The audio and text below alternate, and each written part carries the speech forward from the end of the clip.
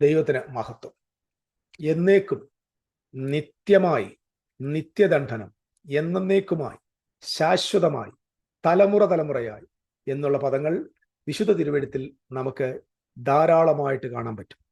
പക്ഷെ ക്രൈസ്തവ പ്രഭാഷകന്മാർ ഈ പദങ്ങൾക്കൊന്നും കൊടുക്കേണ്ട വില കൊടുക്കാറില്ല. പക്ഷെ അവർ ഏറ്റവും കൂടുതൽ എന്നേക്കും, നിത്യം എന്നതിന് കൊടുക്കുന്നത് നിത്യനരകത്തിനും നിത്യദണ്ഡനത്തിനും നിത്യാഗ്നിക്കുമാണ്. അതായത് നിത്യാഗ്നി എന്ന് 25-ാം അധ്യായം മത്തായിലും, നിത്യദണ്ഡനം എന്ന് വെളിപ്പാട് 20-ലും, നിത്യമായ എറ്റേണൽ ഫയർ എന്ന് പറഞ്ഞ കെടാത്ത തീ എന്ന് പറയുന്ന, ഒരിക്കലും കെട്ടുപോകാത്ത തീ എന്ന് പറയുന്ന മത്തായി 3-ലുമൊക്കെയുള്ള പദങ്ങൾക്ക് നമ്മൾ എന്നേക്കും എറ്റേണലായിട്ടുള്ള വാല്യൂ കൊടുക്കാം.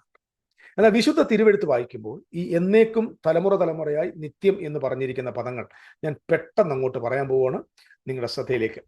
ഉൽപ്പത്തി പുസ്തകം 3:15 ദൈവം പറഞ്ഞു, അബ്രഹാമേ, ഈ സ്ഥലം നിനക്ക് നിന്റെ സന്തതിക്കും ശാശ്വത അവകാശമായിട്ട് തരും എന്ന് പറഞ്ഞാൽ ഒരു കാലത്ത് നിങ്ങളുടെ കയ്യിൽ നിന്ന് ആർക്കും പിടിച്ചു പറിക്കാൻ പറ്റില്ല. എന്നാൽ ദൈവം പറഞ്ഞു, ആകാശവും ഭൂമിയും ഒഴിഞ്ഞു പോകും, ആകാശവും ഭൂമിയും, ഏത് കുഴി, ഇവരുടെ ലാൻഡും ഒഴിഞ്ഞു പോകും വരെ ദൈവത്തിന്റെ വചനം ഒഴിഞ്ഞു പോകുകയില്ല. വെളിപ്പാട് പുസ്തകം 21-ാം അധ്യായത്തിന്റെ 1-ാമത്തെ വാക്യത്തിൽ പഴയ ആകാശവും പഴയ ഭൂമിയും ഒഴിഞ്ഞുപോയി എന്നും പുതിയ ആകാശം പുതിയ ഭൂമി വന്നു എന്നും നമ്മൾ കാണുന്നു. അർത്ഥം ഇത്രയേ ഉള്ളൂ, ആകാശവും ഭൂമിയും ഒഴിഞ്ഞു പോകുന്നത് വരെ ഇസ്രായേൽ മക്കൾക്ക്, അബ്രഹാമിന്റെ മക്കൾക്ക് അവരുടെ ദേശം ശാശ്വതമായി ലഭിച്ചിരുന്നു. അതുവരെ മാത്രം. അപ്പൊ എന്നേക്കും എന്നുള്ളത് നിത്യമല്ല എന്ന് മനസ്സിലാക്കാൻ നിങ്ങളുടെ ശ്രദ്ധയിലേക്ക് അത് കൊണ്ടുവരുന്നു. യെരമ്യാ 34-ാം അധ്യായത്തിന്റെ 9 മുതൽ 10 വരെയുള്ള വാക്യങ്ങൾ നമ്മൾ ഇങ്ങനെ കാണുന്നുണ്ട്. ദൈവം പറയുകയാണ്, ദൈവം ഏദോമിനെ ജഡ്ജ്മെന്റ് ചെയ്യുമ്പോൾ അവരെ കുറിച്ച് പറയുന്ന വാക്ക് ഇങ്ങനെയാണ്, ദേശം കത്തുന്ന കീലായി മാറുന്നു, രാവും പകലും അത് കെട്ടുപോകില്ല, അതിന്റെ പുക എന്നേക്കും പൊങ്ങും, തലമുറ തലമുറയായി അത് പാഴായി കിടക്കും, അതിലൂടെ ആരും കടന്നു പോകുകയില്ല. ഏദോം എന്ന് പറയുന്ന പട്ടണത്തിൽ തലമുറ തലമുറയായി ആരും കടന്നു പോകത്തില്ല, എന്നേക്കും അത് പാഴായിരിക്കും, അതിന്റെ പുക എന്നേക്കും കത്തിക്കൊണ്ടിരിക്കും, പുക പുകഞ്ഞുകൊണ്ടിരിക്കും. നിർഭാഗ്യവശാൽ ഇന്ന് ലോകത്തിലെ ഏദോം എന്ന് പറയുന്ന ലൊക്കേഷൻ നിങ്ങൾ ചെന്നാൽ ഒരു പുകയും കാണത്തില്ല, ഒരു തീയും കാണത്തില്ല, ഒരു പാഴും കാണത്തില്ല. അത് മനോഹര പട്ടണങ്ങളായി മാറി എന്നത് സത്യം. അങ്ങനെയെങ്കിൽ യെശയ്യാവ് 34-ൽ പറഞ്ഞിരിക്കുന്ന ഏദോമിന്റെ കേഴ്സ് അല്ലെങ്കിൽ ആ ജഡ്ജ്മെന്റ് അതിന്റെ ആ കാലത്ത് തന്നെ നിറവേറി എന്നതാണ്. അതിൽ എന്നേക്കും എന്നുള്ളത്, എന്നേക്കും എന്നല്ല അർത്ഥം, ആ പട്ടണം ആ നിലയിൽ അന്നുണ്ടായിരുന്ന അവസ്ഥയിൽ നിന്ന് പാഴായി പോകുമെന്നാണ് അതിന്റെ അർത്ഥം. വെളിപ്പാട് പുസ്തകം 20-ാം അധ്യായത്തിന്റെ 10-ാമത്തെ വാക്യത്തിൽ പിശാചും മൃഗവും കള്ളപ്രവാചകനെ തീയിലേക്ക്, തീയും ഗന്ധവും കത്തുന്ന തീപ്പൊയ്കയിലേക്ക് തള്ളിയിടുന്നു, അവർ എന്നേക്കും രാപ്പകൽ ദണ്ഡനം അനുഭവിക്കും എന്ന് എഴുതിയിരിക്കുന്ന അർത്ഥം. രാപ്പകൽ ദണ്ഡനം അനുഭവിക്കുന്ന ആ കള്ളപ്രവാചകന്മാര് എന്നേക്കും എന്ന നിത്യമാണ് എന്നൊരു തോന്നൽ അവിടെ കൊണ്ടുവരും. അങ്ങനെയെങ്കിൽ ഏതോം ഇന്നും കത്തുന്നില്ല, ഏതോമിന്റെ പുക ഇന്നും പൊങ്ങുന്നില്ല, അതും എന്നേക്കും എന്നാ പറഞ്ഞത്. എങ്കിൽ വെളിപ്പാട് 20-ന്റെ 10 എന്നേക്കും എന്നത് എന്നേക്കുമല്ല എന്ന് മറന്നു പോകരുത്. പിന്നെ നരകത്തിന്റെ വിഷയത്തിൽ നമുക്ക് വിട്ടുവീഴ്ചയില്ല. ഏതോമിന്റെ തീ കത്തിപ്പോയാലും, ഏതോം ഇല്ലാതായി പോയാലും, അല്ലെങ്കിൽ ഏതോമിലെ തീ കത്താതിരുന്നാലും കുഴപ്പമില്ല, നിത്യദണ്ഡനവും നിത്യാഗ്നിയും എന്നും കത്തണമെന്നുള്ളത് വാശി വരല്ലേ. അങ്ങനെങ്കിൽ മറ്റു പല വാക്യങ്ങളും നിങ്ങൾക്ക് വിരോധമായിരിക്കും എന്ന് മറക്കരുത്. പുറപ്പാട് പുസ്തകം 2-ാം അധ്യായത്തിൽ 24-ാമത്തെ വാക്യത്തിൽ ദൈവം പറയുന്നു, നിങ്ങൾക്ക് പെസഹായെ കുറിച്ച് പറഞ്ഞു, ഈ ആചാരം നിങ്ങൾക്കും നിങ്ങളുടെ പുത്രന്മാർക്കും എന്നേക്കും തലമുറ തലമുറയായി നിത്യമായ നിയമമായിരിക്കണം. ശ്രദ്ധിച്ചു കേൾക്കൂ. എന്നാൽ റോമാലേഖനം 6-ാം അധ്യായത്തിന്റെ 14-ാമത്തെ വാക്യത്തിൽ ഈ ന്യായപ്രമാണത്തെ കുറിച്ച് തന്നെ പറയുക. ഈ ന്യായപ്രമാണത്തിലുള്ള ഈ ആചാരങ്ങളെ കുറിച്ച് പറയുകയാണ്, നിങ്ങൾ ന്യായപ്രമാണത്തിനല്ല കൃപയ്ക്കത്രേ അധീനരെങ്കിൽ പാപം നിങ്ങളുടെ മേൽ കർത്തൃത്വം നടത്തുകയില്ല എന്ന് പറഞ്ഞാൽ, കൃപയുടെ വെളിപ്പാട് വരുന്നതുവരെ, കൃപ രംഗത്ത് വരുന്നതുവരെ, പുതുനിയമം രംഗത്ത് വരുന്നത് വരെ മാത്രമേ തലമുറ തലമുറയിൽ ശാശ്വതമായി എന്നേക്കും എന്ന പ്രമാണത്തിന് കൊടുത്തിരിക്കുന്ന പദങ്ങൾക്ക് അർത്ഥമുള്ളൂ, ആയുസുള്ളൂ, വാലിഡിറ്റി ഉള്ളൂ. ശ്രദ്ധിക്കൂ. അപ്പൊ എന്നേക്കും എന്ന് പറയുന്നത് നിരന്തരമായി, തലമുറ തലമുറ എന്ന് പറഞ്ഞാൽ ഭാവിയിൽ വരാൻ പോകുന്ന എല്ലാ തലമുറയും അല്ല, അടുത്ത ന്യായപ്രമാണത്തിന് പകരം ദൈവകൃപ ഉദിക്കുന്നത് വരെ അവർ ന്യായപ്രമാണത്തിലായിരുന്നു എന്ന് നമ്മൾ മനസ്സിലാക്കുന്നു. മോശയുടെ ന്യായപ്രമാണം നീങ്ങിപ്പോയി എന്നും നമുക്ക് വേദപുസ്തകത്തിൽ കാണാനായിട്ട് പറ്റും. പുറപ്പാട് പുസ്തകം 27-ാം അധ്യായത്തിൽ 21-ാമത്തെ വാക്യത്തിൽ പറയുന്നു, ദൈവം ഇസ്രായേൽ മക്കളോട് പറയുന്നു, ദേവാലയത്തിനകത്ത് ഇടിച്ചെടുത്ത തെളിവുള്ള ഒലിവെണ്ണ കൊണ്ട് നിങ്ങൾ വിളക്ക് കത്തിച്ചുകൊണ്ടിരിക്കണം. അഹരോനും അവന്റെ പുരോഹിതന്മാരും വൈകുന്നേരം മുതൽ പ്രഭാതം വരെ അത് കത്തിക്കൊണ്ടിരിക്കണം. അടുത്ത് കൊടുത്തിരിക്കുന്ന വാക്യങ്ങനെയാണ്, അത് നിനക്കും അത് അവനും അവന്റെ സന്തതിക്കും എന്നേക്കും തലമുറ തലമുറയായുള്ള ചട്ടമായിരിക്കണം. എന്ന് പറഞ്ഞാൽ അഹരോനും അവന്റെ കുഞ്ഞുങ്ങളും ദേവാലയത്തിനകത്ത് വിളക്ക് എന്നും കത്തിച്ചുകൊണ്ടിരിക്കണം. എൻ്റെ പ്രിയപ്പെട്ട സഹോദര, നിത്യനരകം എന്നും കത്തുന്നു എങ്കിൽ ഇന്നും യെരുശലേമിലെ ഏത് സ്ഥലത്താണ് അഹരോനും പിള്ളേരും രാവ് മുതൽ വൈകുന്നേരം വരെ വിളക്ക് കെടാതെ സൂക്ഷിക്കുന്നതെന്ന് പറഞ്ഞു തന്നാൽ കൊള്ളാമായിരുന്നു. അപ്പോൾ എന്നേക്കും തലമുറ തലമുറയായി അത് നിങ്ങൾ അനുഷ്ഠിക്കണം എന്ന് പറഞ്ഞത് ഇന്ന് വിളക്കുമില്ല, തീയുമില്ല, ആലയവുമില്ല എന്നത് സത്യം. അപ്പോൾ ആ എന്നേക്കും ശാശ്വതമായി തലമുറ തലമുറ എന്നത് എന്താണെന്ന് ചിന്തിക്കുക. മാത്രമല്ല ഒരുപാട് കാര്യങ്ങൾ വീണ്ടും പറയാനുണ്ട്. പുറപ്പാട് പുസ്തകം 28-ാം അധ്യായത്തിന്റെ 43-ാമത്തെ അഹരോനും പുത്രന്മാരും വിശുദ്ധ സ്ഥലം ശുശ്രൂഷിക്കുവാൻ സമാഗമന കൂടത്തിൽ പ്രവേശിക്കുമ്പോൾ യാഗപീഠത്തിന് സമീപിക്കുമ്പോൾ കുറ്റം വഹിച്ച് മരിക്കാതിരിക്കണം. അവൻ അവരുടെ മേൽ ഉണ്ടായിരിക്കും. അവരുടെ മേൽ ഉണ്ടായിരിക്കണം. അത് അവനും അവന്റെ ശേഷം അവന്റെ സന്തതിക്കും എന്നേക്കുമായിട്ടുള്ള ചട്ടമായിരിക്കണം. സോ അവിടെ പറഞ്ഞിരിക്കുന്ന ഒരു പ്രധാന കാര്യം, just I want to read that background. ഞാൻ അതിന്റെ പുറകിൽ എന്താ എഴുതിയിരിക്കുന്നതെന്ന് നിങ്ങളുടെ ശ്രദ്ധയിലേക്ക് കൊണ്ടുവരാം. അതായത് പുറപ്പാട് പുസ്തകം അതിന്റെ 28-ാം അധ്യായത്തിന്റെ 43-ാമത്തെ വാക്യം.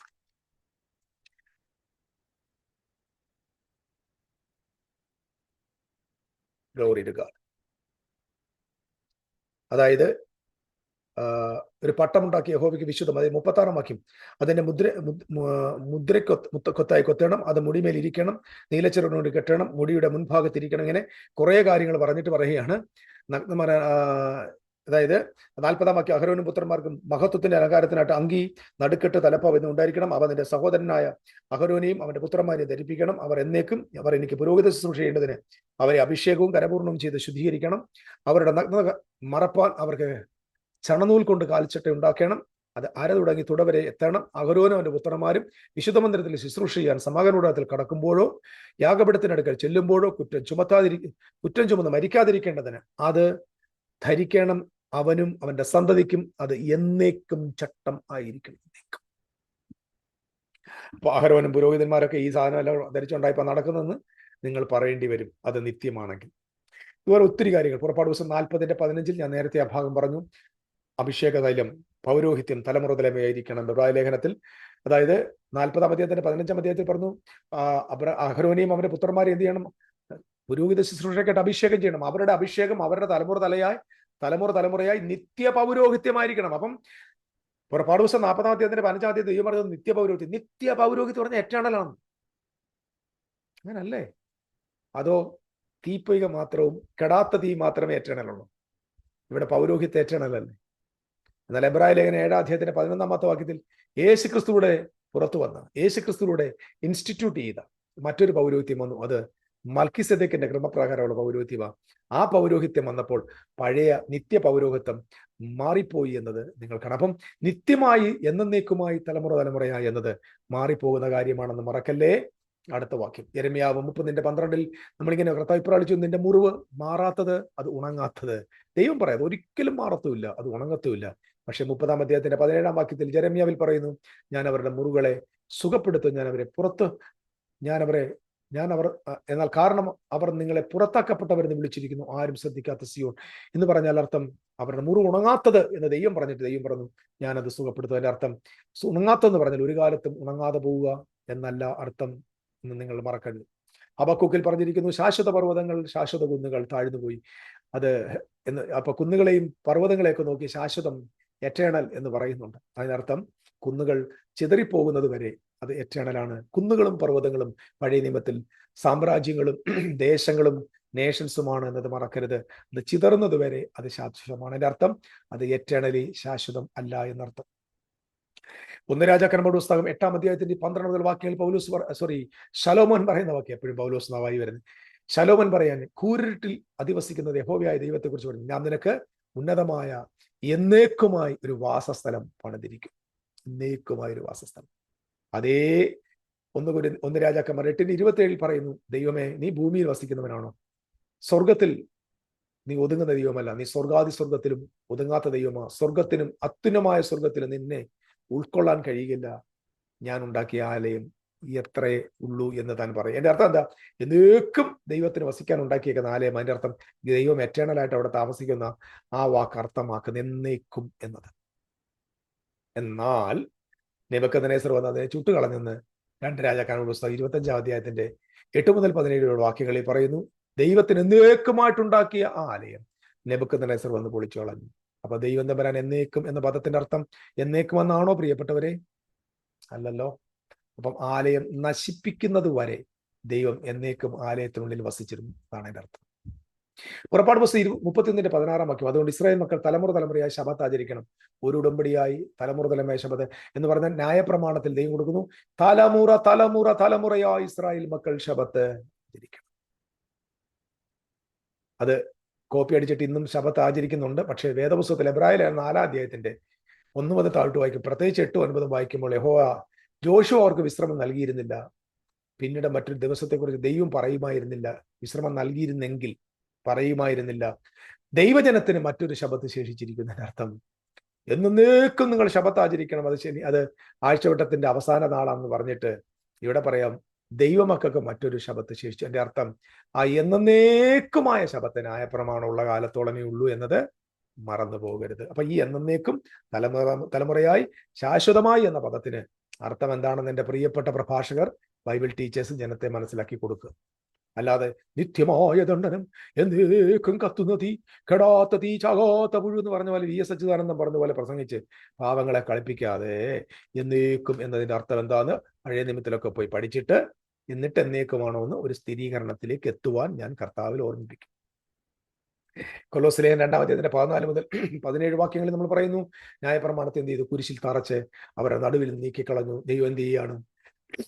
ദൈവം തന്റെ ജനത്തെ പഴയ നിയമത്തിൽ നിന്ന് സ്വതന്ത്രമാക്കുന്നു. അപ്പൊ പഴയ നിയമത്തിലെ പ്രമാണങ്ങൾ എന്നേക്കുമായിരിക്കണമെന്ന് പറയുന്നത് ക്രിസ്തുവിലൂടെ അത് നിഴലായിരിക്കുകയും അത് പഴയ നിയമത്തിന്റെ നിഴലും ക്രിസ്തുവിൽ അത് പൊരുളായി മാറുകയും ചെയ്തു നമുക്ക് കാണാൻ പറ്റും. അപ്പൊ AD 70 ന്യായപ്രമാണവും ദേവാലയവും പൗരോഹിത്യവും നീക്കം വന്നതിനനുസരിച്ച് പഴയ ശബത്തും പഴയ പ്രമാണങ്ങളും ശബത്തും അമാവാസിയും എല്ലാം തന്നെ നീങ്ങിപ്പോവുകയും ദൈവത്തിന്റെ ജനം പുതിയൊരു ശബത്തിലേക്ക് തലമുറ തലമുറയായിട്ടുള്ള ശബത്തൊക്കെ അവസാനിച്ചിട്ട് ദൈവം നൽകിയ ക്രിസ്തുവിലുള്ള വിശ്രമത്തിലേക്ക് ജനം പ്രവേശിച്ചത് കാണുവാനായിട്ട് പറ്റും.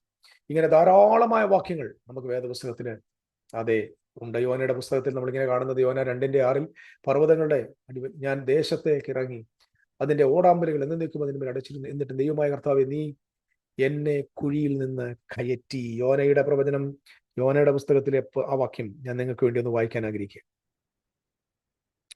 Glory to God. സോ യോനയുടെ പുസ്തകം 2-ാം അധ്യായത്തിന്റെ 6-ാമത്തെ വാക്യം, ഞാൻ പർവ്വതങ്ങളുടെ അടിവാരത്തോളം ഇറങ്ങി, ഭൂമി അതിന്റെ ഓടാമ്പലുകളെ എന്നെ സദാകാലത്തേക്കും അടച്ചിരുന്നു. അതാണ് സദാകാലത്തേക്ക്, എന്നേക്കുമായി. മലയാളത്തിൽ നമുക്കത് കാണാൻ പറ്റത്തില്ല, പക്ഷെ ഇവിടെ എഴുതിയിരിക്കുന്നത് സദാകാലത്തേക്കും അടച്ചിരുന്നു. മാത്രമല്ല, നീയോ എന്റെ ദൈവമായ യഹോവേ എന്റെ പ്രാണനെ കുഴിയിൽ നിന്ന് കയറ്റിയിരിക്കുന്നു. നോക്കിയേ, എന്നേക്കുമായി. അപ്പം ഈ എന്നേക്കുമായി യോനയെ അടച്ചിട്ട് 3 ദിവസം കഴിഞ്ഞപ്പോ തുറന്നു വിട്ടില്ലേ? അപ്പൊ എന്നേക്കും എന്നതിന്റെ കാലാവധി എത്രയാണ്? പുറത്തു വരുന്നവരെയുള്ള എത്രയുള്ളൂ. ശ്രദ്ധിച്ചേക്കണേ. എന്നേക്കും അടച്ചെന്ന് പറഞ്ഞാൽ എന്റെ അർത്ഥം എന്താ? ശാശ്വതമായിട്ട് അടച്ചെന്നല്ല, 3 ദിവസം കഴിഞ്ഞ് പുറത്തു വന്നില്ലേ. സോ ഇതുപോലെ തന്നെ അദ്ദേഹം മോചിതനാകുന്നവരെ മാത്രമേ ഉള്ളൂ ആ എന്നേക്കും. പറയാൻ പോയാൽ യെശയ്യാവിന്റെ 32-ാം അധ്യായത്തിൽ ഒരു വാക്യമുണ്ട്, എന്റെ ജനത്തിന്റെ മണ്ണ് മുള്ളും പറക്കാരെ പോലെയും സന്തോഷപരമായ നഗരത്തിന്റെ സന്തോഷമായ വീടുകൾ പോലെയും ആയിരിക്കും. കാരണം കൊട്ടാരം ഉപേക്ഷിക്കപ്പെടും, ജനസാന്ദ്രമായ നഗരം ഉപേക്ഷിക്കപ്പെടും, കാവൽ ഗോപുരങ്ങൾ എന്നേക്കും മാളങ്ങളായി മാറും, കാട്ടുകഴുതൽ ജനവാസം ആട്ടിൻകൂട്ടത്തില് മേൽച്ചിൽപ്പുറമാകും എന്നൊക്കെ പറഞ്ഞിട്ട് പറയുന്നു. ഫലപുഷ്ടമായ വല്ലൊരു വനമായി കണക്കാക്കപ്പെടുന്നത് വരെ. അപ്പൊ ഇവിടെ പറഞ്ഞിരിക്കുന്നത് ഭൂമിയിൽ ദൈവത്തിന്റെ ആത്മാവ് പകരുന്നത് വരെ കുന്നും കാവൽ ഗോപുരവും ഒരു ഗുഹയായിരിക്കും എന്ന് പറഞ്ഞാൽ എന്നേക്കും എന്നുള്ളതിന് ഒരിക്കലും ശാശ്വതമായി നിത്യമാണെന്നുള്ള അർത്ഥമല്ല. വീണ്ടും ഒരുപാട് വാക്യങ്ങൾ ഞാൻ വീണ്ടും പറയുന്നില്ല. അവസാനമായിട്ടൊരു കാര്യം കൂടെ പറയാം. ഫിലോമോനോട് പറഞ്ഞ വാക്യം കൂടെ പറഞ്ഞു നിർത്താം. It's very important. ഫിലോമോൻ എഴുതിയ ലേഖനത്തിന്റെ 15-ാം വാക്യം, അവൻ അല്പകാലം വേർവിട്ടു പോയത് അവനെ സദാകാലത്തേക്കും നിങ്ങൾക്ക് ലഭിക്കേണ്ടതിനായിരിക്കും. സദാകാലത്തേക്കും അർത്ഥം, ഒനേസിമോസ് എന്ന് പറയുന്ന ബാല്യക്കാരൻ ഫിലോമോനെ നിന്നെ വിട്ട് അല്പകാലത്തേക്ക് പോയി, പക്ഷേ സദാകാലത്തേക്ക്. സദാകാലം എന്ന് പറഞ്ഞാൽ ഇപ്പോഴും ഫിലോമോന്റെ വീട്ടിൽ ഒനേസിമോസും ഒരുമിച്ച് താമസിക്കുകയാണോ? ഇപ്പോഴും.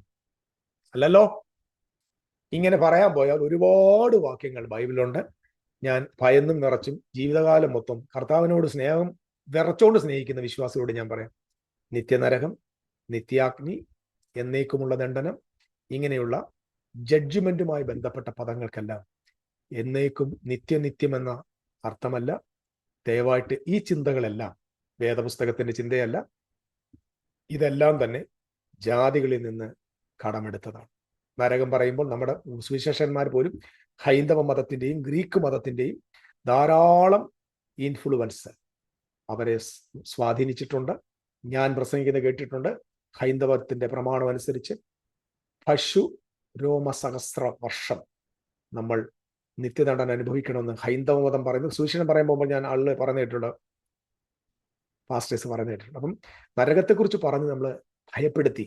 അപ്പം ഹിന്ദുവിനോട് പറയും, നിങ്ങളുടെ വേദത്തിൽ തന്നെ എഴുതിയിട്ടുണ്ട്, പശുരോമ സഹസ്രം എന്ന് പറഞ്ഞാൽ ഒരു പശുവിന്റെ രോമത്തെ എണ്ണിട്ട് അതിനെ 1000 കൊണ്ട് ഗുണിച്ചാൽ എത്ര വർഷമാണോ അത്രയും വർഷം നരകത്തിൽ ഇടുമെന്നാണ് ഹൈന്ദവ വേദം പറയുന്നതെന്നൊക്കെ പഠിപ്പിച്ചിട്ട് സുവിശേഷം പ്രസംഗിക്കുന്ന ഗതികേടിലേക്ക് ക്രൈസ്തവൻ മാറി എന്നുള്ളത് വളരെ വേദനാജനകമായ കാര്യം. ഞാൻ ഒരു കാര്യം നിങ്ങളെ സന്തോഷത്തോടെ പറയാം, ദൈവത്തിന്റെ പ്രോഗ്രാമിൽ നിത്യനരകമെന്നൊന്നില്ല, നിത്യദണ്ഡനമെന്നൊന്നില്ല. എല്ലാ ദണ്ഡനവും, എല്ലാ അഗ്നിയും, എല്ലാ തീപ്പൊയ്കയും ഒരു പെർട്ടിക്കുലർ ഗ്രൂപ്പിന് വേണ്ടി ദൈവം കൊടുത്തതാണ്. ആ ജഡ്ജ്മെന്റ് അത് കത്തിത്തീരുമ്പോൾ അവസാനിക്കുന്നു എന്ന് ഞാൻ പറയുന്നു. എന്നാൽ ഇപ്പോൾ ഞാൻ പറഞ്ഞ ഒരു കാര്യം കൂടെ ഒന്ന് ഓർമ്മപ്പെടുത്തിയിട്ട് നിങ്ങളുടെ വിലയേറിയ ശ്രദ്ധയെ ഇതിലേക്ക് തിരിഞ്ഞതിന് നന്ദി പറഞ്ഞുകൊണ്ട് ഞാൻ നിർത്താം. ഇങ്ങനെയാണ് എഴുതിയിരിക്കുന്നത് യൂദയുടെ ലേഖനത്തിലെ 6-ാമത്തെ, തങ്ങളുടെ വാസസ്ഥലം കാത്തുകൊള്ളാതെ സ്വന്തം വാസസ്ഥലം വിട്ടുപോയ ദൂതന്മാരെ മഹാദിവസത്തിന് വിധിക്കുക എന്നേക്കുമുള്ള ചങ്ങലയ്ക്ക്. ഇപ്പൊ എന്നേക്കും എന്നൊക്കെ പറയുമ്പോൾ ഒന്ന് ചിന്തിച്ചോണം കേട്ടോ. ചങ്ങലയ്ക്കിട്ട് അന്ധകാരത്തിന്റെ കീഴിൽ സൂക്ഷിച്ചു. അതുപോലെ സോദോമും ഗോമോറയും ചുറ്റുമുള്ള പട്ടണങ്ങളും അവർക്ക് സമമായി ദുർനടപ്പ് ആചരിച്ച് അന്യജടം മോഹിച്ച് നടന്നതിനാൽ നിത്യാഗ്നിയുടെ ശിക്ഷാവിധി സഹിച്ചുകൊണ്ട് ദൃഷ്ടാന്തമായി കിടക്കുന്നു. ശ്രദ്ധിക്കൂ, സോദോമും ഗോമോറയും നിത്യാഗ്നിയുടെ ദണ്ഡനം സഹിച്ചുകൊണ്ട് ദൃഷ്ടാന്തമായി കിടക്കുന്നു. ലോകത്തിന്റെ വിവിധ ഭാഗങ്ങളിൽ നിന്ന് ആയിരക്കണക്കിന് ക്രിസ്ത്യാനികൾ ഇസ്രായേൽ കാണാൻ പോകുന്നുണ്ടല്ലോ. മലയാളികളും പോയിട്ടില്ലേ? അവിടെ പോയിട്ടുള്ള നിങ്ങളുടെ നേതാവിനോട്, നിങ്ങളുടെ പാസ്റ്ററോട്, നിങ്ങളുടെ ഓവർസിയറിനോട്, അല്ലെങ്കിൽ നിങ്ങളുടെ പ്രഭാഷകനോട്, നിങ്ങളുടെ വലിയ വലിയ കണ്ണിലുള്ളി പ്രഭാഷകരോട് ചോദിച്ചു നോക്ക്, ഈ സോദോമിനും ഗോമോറയും ഇപ്പോഴും തീ കത്തിക്കൊണ്ടിരിക്കുകയാണ്. നോക്ക്, അവിടെ നിത്യാഗ്നി എന്ന് എഴുതിയേക്ക്. അപ്പൊ നിത്യാഗ്നി എന്ന് പറഞ്ഞാൽ എപ്പോഴും കത്തിക്കൊണ്ടിരിക്കുക അല്ല എന്ന് മനസ്സിലായല്ലോ. ദയവ് ചെയ്ത് ഇത് മനസ്സിലാക്കുക. അതുകൊണ്ട് നിത്യനരകം എന്ന് പറയുന്നത് ഇത് പ്രസംഗിക്കുന്നവരുടെ ഹൃദയത്തിൽ സുവിശേഷം പറഞ്ഞിട്ടും വിശ്വസിക്കാത്ത ആളുകളോടുള്ള അമർഷത്തിൽ നിന്നും, ക്രോധത്തിൽ നിന്നും, അവരോടുള്ള വൈരാഗ്യത്തിൽ നിന്നും, വാശിയിൽ നിന്നും ഉണ്ടാക്കി അവരുടെ ഹൃദയങ്ങൾക്കകത്ത് എന്നേക്കും കെടാതെ സൂക്ഷിക്കുന്ന അഗ്നി മാത്രമാണ്. അതായത് നിത്യാഗ്നി എന്ന് പറയുന്നത് പ്രസംഗിക്കുന്നവരുടെ ഉള്ളിൽ മാത്രമേ ഉള്ളൂ, ദൈവത്തിന്റെ പ്രോഗ്രാമിലില്ല. ദൈവം നിങ്ങളെല്ലാവരെയും അനുഗ്രഹിക്കട്ടെ. Thank you.